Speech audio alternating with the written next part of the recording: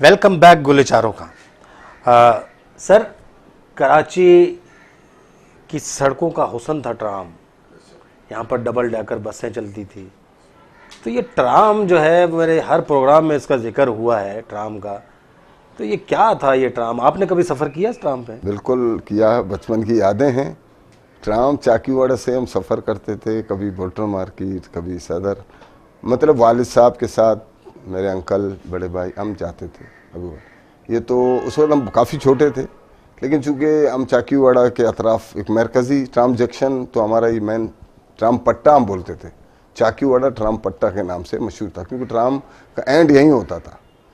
तो ये इसका रूट था सारा, निपेर रोड।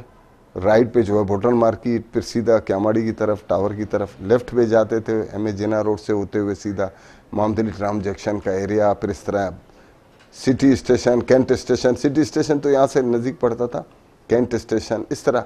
ये ट्राम का सफ़र जो है आज भी यूरोप और अमेरिका के कुछ शहरों में अब भी है, वो उसको ख़त्म नहीं करते। चाइना में है, जापान में है। उसकी वजह क्या है? वजह ये है कि देखिए, ट्राम का जो सफ़र है वो एक दो मिडिल ऑफ द सिटी, शहर के वस्त से वो जा रहा है, और बड़ा डिसेंट ट्रेवलिंग एक सिस्टम है। कराची में इस पर तवज्जो नहीं दिया गया, जहाँ दूसरी चीज़ों को, जो हमारे मानूमेंट्स हैं, जो हमारे तारीखी इमारतें हैं, हमारी वो जो असासा है हमारा, उसको मलियामेट किया गया, वहाँ इसको भी मलियामेट किया गया। बजाय उसको मज़ीद जदीद टेक्निक के तौर पर और उसको बेहतर करने के बजाय उसको ख़त्म कर दिया गया। डबल डेकर बसों का जहाँ तक ताल्लुक है, देखें, डबल डेकर बस इसलिए ख़त्म की गई कि ब्रिटिश दौर में जो यहाँ ओवरहेड इलेक्ट्रिक की वायरिंग होती थी शहरों में, बिजली के जो सिस्टम थे, जब ये दिए के सिस्टम ख़त्म हो गए, जो चिमनी की बत्तियाँ, जो गैस चलते थे, उसका दौर जब ख़त्म हुआ, जो स्ट्रीट लाइट्स जब आ गया, तो वायरिंग जब इलेक्ट्रिसिटी शुरू हुआ, फिर वो रोड जो है, वो रोड पे जो पैरेलल सीधा जाता था, अब क्रॉस द रोड नहीं होता था। वो जो केबलिंग जो यूरोप और अमेरिका, मिडिल ईस्ट में इवन अंडरग्राउंड केबलिंग होती है, लेकिन यहाँ नहीं है। कराची जैसे शहर को इनको अंडरग्राउंड केबलिंग करना चाहिए, इलेक्ट्रिसिटी का सिस्टम वो नहीं है। आप एक बहुत बड़ी आबादी का शहर होने जा रहा है, दुनिया के कम इतनी बड़ी आबादी के शहर हैं, 2.25 करोड़ से भी तजावुज़ कर गई है ऑफिशियली। अब वहाँ पर सिस्टम ये कि एक इलेक्ट्रिक का वायर यहाँ से गुजर रहा है, एक वहाँ गुजर रहा है, वहाँ डबल डेकर बस और ट्रेन कहाँ चल सकते हैं? ये सारे बदअमनी, या आप समझ लें बदइंतज़ामी जो मामलात हुए हैं, ये उन अफसरान की गफलत है, उन ब्यूरोक्रेट, उन पॉलिटिशियंस का, उन लोगों का है जो इसमें टोटल इन्वॉल्व हैं। उन्होंने इस चीज़ पर तवज्जो नहीं दी। हमारी सबसे बड़ी बदबख्ती है कि हमने इस शहर को अपना नहीं समझा, और फेडरल लीडरशिप ने इस मुल्क को अपना नहीं समझा। जब हम इस मुल्क को अपना मुल्क समझेंगे वफाकी सतह पर, फेडरल लीडरशिप अगर ये समझेगा कि ये मुल्क हमारा है, तो उसको चांगा मांगा के जंगलात को भी महफूज करना होगा, अंदरून सिंध के भी जंगलात को महफूज करना होगा। उसको जो है ना, वो क्या कहते हैं, हवेलिया में जो दरख्तों का बहुत बड़ा घड़ है, वहाँ पर भी उनको जंगलात को महफूज करना। कहाँ ऐसा हो रहा है? दरख्त काटे जा रहे हैं, पॉल्यूशन बढ़ रहा है, चोर बाजारी हो रही है, और अपना टोटली एवरीबॉडी इज सेल्फिश। वो सेल्फिश हो गए हैं, वो माल कमाने के चक्कर में पड़े हैं। उनको एक चीज़ सिखा दिया गया है, हमारी लीडरशिप को एक चीज़ उनके जो तालीमात में सिखा दिया गया है कि तुम्हारे पास पैसा है, if you have money you are king, otherwise you are nothing. तो ये एक ऐसी चीज़ है जो हमारा एक नुक्ता उठाया कि चांगा मांगा का भी जिक्र कर दिया उन्होंने। कराची से बाहर यानी पूरे पाकिस्तान की सूरत हाल को बयान करने की कोशिश की, सियाहत को फ़रोग दिया जाए, जो between the line Abid Baroi साहब का यह कहना था कि टूरिज़म से कितना पैसा कमा रहे हैं। और वाकई ऐसे ही है। कराची के अंदर पहले जो है, आप देखते थे बहुत सारे फॉरनर्स यहाँ पर ये जो आपकी तारीखी और शाहकार बिल्डिंग्स हैं, पुरानी इमारतें, इनको देखने के लिए आते थे। तो आपने इनको मेंटेन करने के लिए कुछ ना किया, और अब ये इमारतें मुनहदिम होती जा रही हैं। इनको बाकायदा तौर पर जो है वो इनको महफूज करने की बहुत ज़्यादा ज़रूरत है। तो सर, आप कराची के अंदर सिनेमा की एक बड़ी तारीख है और बड़ी हसीन तारीख है। तो फिल्में देखने का शौक़ रहा आपको? तो आपके दौर में कौन सी ऐसी फिल्म थी कि जिस पर मैंने सुना कि लोग जो है ना वो रातों को ही जाके शहर में पर जो है ना वो लेट जाते थे, सो जाते थे, सुबह होने का इंतजार? क्या ये बातें ठीक है? इनमें कितनी हकीकत है? बिल्कुल दुरुस्त है। खैर मैं तो उस ज़माने में बहुत छोटा था, लाइन में लगने की नौबत ही नहीं थी, लेकिन ये हकीकत है कि मुझे इतना मेमोरीज में है बहुत। At that time I was too young, बहुत छोटा था। एक फिल्म मैंने देखी, मुझे याद है, दिलीप कुमार की एक फिल्म थी बहुत मशहूर, आन, दीदार, मुगल आजम। मैं आन की बात करूंगा। फिल्म मुगल आजम तो मैंने बम्बई में देखी वालिद साहब के साथ जाके। अच्छा, बम्बई में जाके? बम्बई में वालिद साहब के साथ में गया था, मैं छोटा था। लेकिन आन जो है हमने यहाँ सिनेमा में देखी, उस ज़माने में नाज सिनेमा में। तो मुझे उस ज़माने में पता चला कि लोग जो है, मैं छोटा था, लोग जो है रात को यहाँ बैठे थे, दूसरे दिन या तीसरे दिन के टिकट के लिए उनको टिकटें मिलती थी। वो अपनी जगह बदलने के लिए भी किसी को बिठा देते कि भाई मेरे जगह का ख्याल करना, मैं पानी मानी पी के खाना खा के आता हूँ। ये नौबत थी। यानी ये एक शौक, क्यों, ये एक वाहिद तफरी का वो जरिया था तफरी का। हमारे पास पार्क्स थे, कम थे, आबादी बढ़ती जा रही थी, लोगों को एंटरटेन करने का यही एक बहुत जरिया था। उस ज़माने में इंडियन फिल्में चलती थी, फिर पाकिस्तानी फिल्में बननी, बड़ी अच्छी बननी शुरू हो गई। तो सिनेमाओं में लोग जाते थे और फैमिली के साथ भी जाते थे। अदब का बड़ा अच्छा माहौल होता था और कभी कोई ऐसी बात किसी ने नहीं देखी कि किसी के साथ कोई ऐसे ज्यादती हो रही है, कोई ऐसा मामला तो बिल्कुल नहीं था। शौक रखते थे लोग, ज़ौक़ रखते थे। ये चीज़ जो है वो आस्ते आस्ते मांद पड़ता जा गया। मांद क्यों पड़ता गया?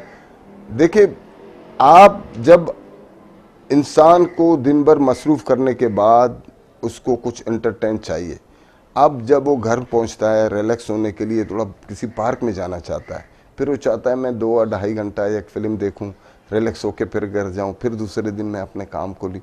फिर वो फिल्में वो माशरे की सही अक्कासी भी करती थी, फिर वो तरबियत भी होती थी उसमें। बुरी चीज़ को बुरा दिखाते थे। जैसे अक्सर फिल्मों में आज भी हम देखते हैं विलन का अंजाम, इसका विलन का अंजाम क्या हम माने, हीरो को क्या मिलता था, इश्क व मोहब्बत की दास्तानें। ये तो एशिया का एक वो है। आजकल यूरोप अमेरिका में इस टाइप की फिल्में तो कम बन रही हैं, लेकिन हमारे पास ये था कि हम मोस्टली इसी सर्कल से बाहर नहीं निकल रहे हैं। लेकिन जो फिल्मों का एक महवर था उस ज़माने में, वो उसमें कुछ ये ज़रूर था कि आप गलत करोगे उसका अंजाम ये होगा। उसका एंड जो था वो विलन का जो कोई ना कोई उसके अंदर जो है वो नसीहत और सबक जो है ना, नसीहत आमेज बातें होती थी। लेकिन ये सैलमा इंडस्ट्री का नाकाम होना, कराची फिल्म इंडस्ट्री भी एक बहुत बड़ी फिल्म इंडस्ट्री थी और कराची को बहुत बड़ी बड़ी फिल्में इस जो है ना वो फिल्म इंडस्ट्री की तरफ से, लाहौर का तो खैर था ही, वहाँ पर तो पश्तो भी बन रही हैं, पंजाबी भी बन रही हैं, उर्दू भी बन रही हैं, ठीक है, दीगर ज़बानें। यहाँ पर सिंधी और उर्दू बहुत सारी कमाल जो है ना वो फिल्में बनी। और कहा यह जाता है कि शायद इंटरनेट के आने से या दीगर चैनल्स, प्राइवेट चैनल्स के आने से फिल्म इंडस्ट्री तबाह हुई है। तो ये तो सारा काम जो है वो यूरोप में भी हुआ है, ये सारा काम इंडिया में भी हुआ है। वहाँ पर जो है ना अभी भी फिल्में ब्लॉकबस्टर हिट होती हैं बहुत। तो यहाँ पर नाकामी की क्या वजह है? यकसानियत या गवर्नमेंट की जो है ना वो सरपरस्ती ना होना? यहाँ पर सैन में सारे जो है वो उजड़ गए, वो जो बड़े बड़े सैन में जिनके हम नाम सुनते थे वह प्लाजा बन गए। तो ये totally mismanagement, totally from the beginning mismanagement. देखें, तफरी एक ऐसी चीज़ है, तफरी उस पर आप कतकन लगाएंगे, कतकन मतलब पाबंदी लगाएंगे, आप समझ लो दरिया में बंद डाल रहे हैं। एक इंसान के शौक को, उसके थकावट को, उसके अंदर के जो फीलिंग्स हैं उनको ख़त्म करने के बजाय आप उसे, तो ये जो मिसमैनेजमेंट की मैंने बात की वो इस तरह है। देखें ना, मेरी तनख्वाह डेली है 50 रुपया, सपोज़ मैं सिनेमा में जाके 10 रुपये का टिकट ले सकता हूँ, समझ में आता है, 20 रुपये मैंने घर में दे दिए, 10 रुपये मेरा हक है कि मैं जाके एंटर। अगर मेरी तनख्वाह 50 रुपये है, आप 100 रुपये का टिकट रखेंगे तो क्या होगा? जवाब आ गया कि लोगों की कुव्वत ख़रीद जवाब देगी है। माशी तौर पर लोग इतने बदहाल हैं कि उनको बस अब 99 का चक्कर है, 100 उनका पूरा होता नहीं है। मतलब 99 का चक्कर क्या कि 99 से 100 उनका, वो उन्होंने घर का पूरा करना है, बच्चों की फ़ीसें देनी है, उन्होंने बच्चों के जो है ना वो कपड़े जूते ख़रीदने हैं, राशन ख़रीदना है, तो उसके बाद उसके पास कुछ बचता ही नहीं है कि वो जाकर अपनी जो है ना वो तफरी के लिए कुछ कर सके। अच्छा सर, नौजवानों के हवाले से आपने बड़ा काम किया। मैंने हमेशा आपके गिर्द नौजवानों को इकट्ठा देखा जैसे शम्मा के गिर्द परवाने होते हैं। तो अमूमन मैं जब भी यहाँ पर आता हूँ तो एक महफ़िल सी होती है और आप बैठे होते हैं शम्मा महफ़िल बनकर। सर, आप नौजवानों के ऊपर इतनी ज़्यादा तवज्जो आपकी जो है, ये कहीं अंदर कोई खौफ है कि ये कहीं और ना निकल जाएं, कुछ और ना करें? इनको एक सही समझ देने के लिए जो आपने ये बेड़ा उठाया हुआ है, इसमें किस हद तक कामयाब हैं आप? नहीं मुसव्वर साहब, मुझे खौफ नहीं है मुझे, बल्कि मेरे अंदर एक ऐसा एक वो मौजूद है, एक इंसान मेरे अंदर दूसरा इंसान है, वो हमेशा ये चाहता है कि लोग ज़िंदा रहें। देखें, मैं अपने आप को एक आम आदमी की तरह समझता हूँ, लेकिन जब मैं एक मरीज़ के सामने बैठता हूँ तो मैं समझता हूँ मैं एक डॉक्टर हूँ। जब मैं जाहिलों के सामने बैठता हूँ तो मैं अपने आप को आलिम बना के पेश करता हूँ। मैं अगर एक नौजवानों के सामने बैठता हूँ तो मैं एक टीचर बन जाता हूँ। मैं अपने एक स्पोर्ट्समैन के साथ बैठता हूँ तो मैं एक स्पोर्ट्समैन बन जाता हूँ। ये मैं मेरे अंदर कुदरत ने ये चीज़ें आदत डाली है। ये अच्छा है या बुरा एक अलग मैटर है, लेकिन ये चीज़ है। क्यों करता हूँ मैं वो वजह आपको बताना चाहता हूँ। वजह ये कि देखें, प्यासे को क्या चाहिए? पानी। एक आदमी प्यासा है, आप उसको एक ऐसी चीज़ दे रहे हैं जो उसको उसकी ज़रूरत नहीं है, उसको प्यास लगा हुआ है। हमारे नौजवान इस वक्त प्यासे हैं, वो इखलाक के तलब के भूखे हैं, वो हमदर्दी के भूखे हैं, वो सरपरस्ती के भूखे हैं, वो जो है रोज़गार माश के तलाश में दरबदर भटक रहे हैं। उनको जहाँ कहीं उम्मीद की नज़र या कोई ऐसा छाँव नज़र आता है, वहाँ जाकर अपनी फरियाद करते हैं। देखें, आप सिर्फ मैं नहीं, मैं आपके फोरम में ये कह रहा हूँ मुसव्वर, हर उस फ़र्द का जिसके अंदर कुछ एबिलिटी है वो किसी के लिए कुछ कर सकता है। अगर वो कुछ नहीं भी कर सकता, कम से कम उसको ये हक हासिल नहीं है कि किसी को डिस्करेज करे। मायूस न करो, लोगों को ओप दिलाओ, उनकी उम्मीदें दिलाओ, उनको हौसला दो। देखें, आप अगर डॉक्टर हैं, आपके पास एक मरीज़ आता है, वो शदीद मर्ज़ में मुब्तला है या तकलीफ में मुब्तला है, आपकी अखलाकियात उसको ये नहीं कहेंगे अरे भाई मरीज़ साहब आप मर जाओगे। आपको ये हक हासिल नहीं है। आपका फ़र्ज़ है कि आप उसको वो टॉनिक दें, वो अच्छे अल्फाजों से नवाजें, उनको वो कुछ कहें जो आपकी अखलाकी ज़िम्मेदारी है कि आप उसको ज़िंदा रहने का और एक ढंग सिखाएँ। यही मैं करता हूँ। और ये मैं समझता हूँ जो आपने सवाल किया कि नौजवानों का, क्योंकि नौजवान ही हमारे हर कौम के, हर मुल्क के मेमार होते हैं, वो आपके मुस्तकबिल होते हैं। आपको अगर अपने अंदर की अच्छाइयाँ कौम को देनी है, आपको अपने अंदर की अच्छाइयाँ कौम को देनी है, तो अपने नौजवानों की सरपरस्ती सही मानों में करो, उनको सही रास्ता बताओ, उनको गलत रास्ते। दर्द दिल खोल के रख दिया आबिद बरोही साहब ने आपके सामने। हमने मैट्रिक में एक नज़्म पढ़ी थी, नीम ट्री हैं आबिद बरोही साहब यहाँ के नौजवानों के लिए, जो धूप खुद बर्दाश्त करते हैं लेकिन दूसरों को साया देते हैं। सर, नौजवानों के लिए कोई मुख्तसर सा पैगाम, मुख्तसर मगर जामे। देखें, मैं ये कहूँगा, पहले तो बच्चे पढ़ें। इल्म सिर्फ एक सर्टिफिकेट का नाम नहीं है।